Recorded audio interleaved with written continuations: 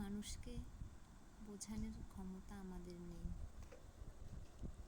তাই নিজে থেকেই দূরে সরে যাওয়াটা বুদ্ধিমানের কাজ।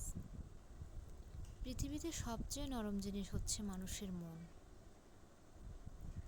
এটা ভাঙতে কোনো হাতুড়ি লাগে না, শুধু মুখের কয়েকটি অবহেলিত ভাষাই যথেষ্ট। পৃথিবীতে সবচেয়ে আপন হলো মা। কেউ যদি অবহেলা করে, দোষ তার নয়, দোষ তোমার নিজের। কারণ জানো, কারণ তুমি তার কাছ থেকে বেশি আশা করে ফেলেছো।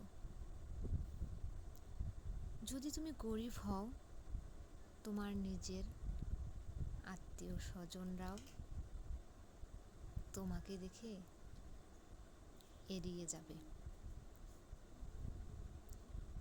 আর যদি তুমি ধনী হও, তাহলে দূর সম্পর্কের আত্মীয়রাও দুবেলা তোমার খোঁজ খবর নেবে।